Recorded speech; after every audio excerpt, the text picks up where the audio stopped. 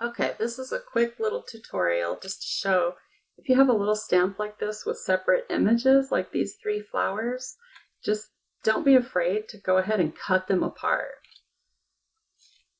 once you get them off their sheet. And use either the tiny serrated scissor or a very sharp scissor, whichever works best for you. And just cut between the images.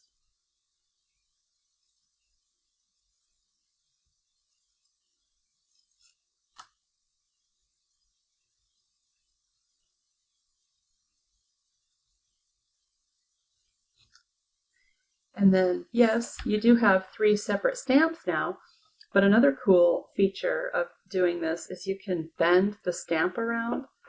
So maybe this flower is in a vase, but it's bending over to the side. So you can stick it onto your block in that fashion, you know, and then you can stamp it. This one, you may need to cut away some of the excess to do this. I'm going to try that.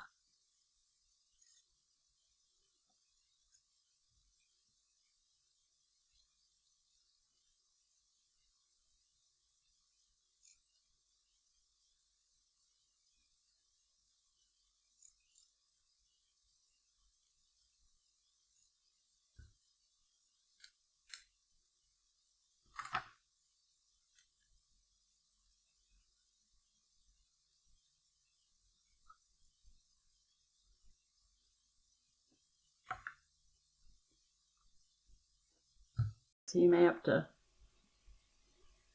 encourage it to stay by just pressing it down.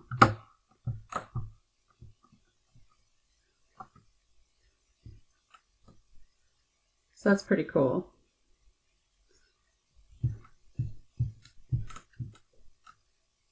And then you can bend it the other way.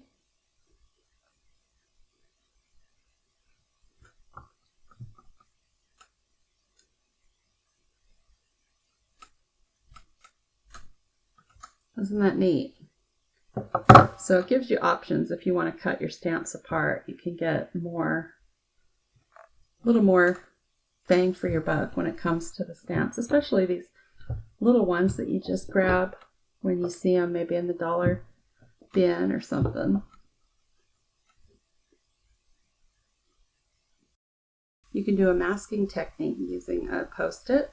So you can stamp the image on here in the same fashion that you had the stamp bent, or you can do what I did, which is I took the Post-it, put it on top, put a light source under it. I could see the image coming through, and then I cut away. I traced where I want to cut, obscuring the stamps underneath. And you see how I can see the image through. It is faint, but you can see it through there. And then now I'll stamp again, and this time the stamp is straight.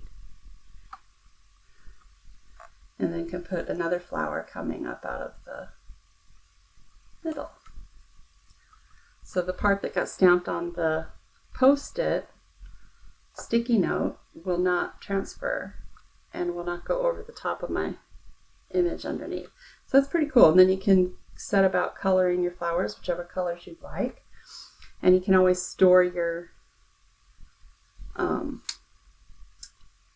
whatever these are called, with your stamp so that you can use it again next time.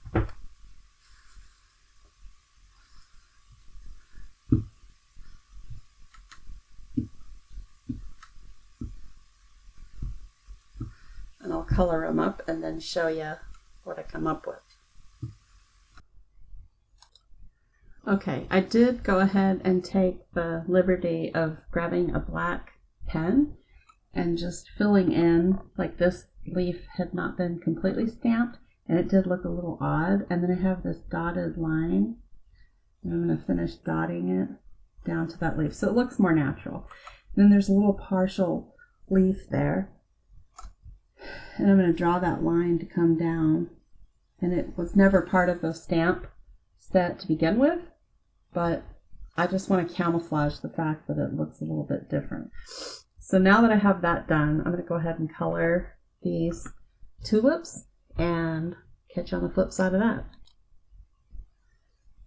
Okay, now I have them colored in, and I just, traced over the line that was that little dotted line. I'm going to go ahead and put a couple wisps, because I don't know about you, but anytime I've gotten a bouquet, there's also other greenery wisps. And so I'm just trying to mimic that in this stem, in this stamp, I mean. And so not too many, just enough to make it kind of fill in some of that dead space. And I want to really have the flowers be front and center. So that's about it. I can cut this out and put it on a card later. I have nothing in mind. I was just playing around with the stamps. So this is basically going to become an embellishment now. Could end up on a scrapbook page or could end up on a card. But knowing me, it'll end up on a card and go to somebody else.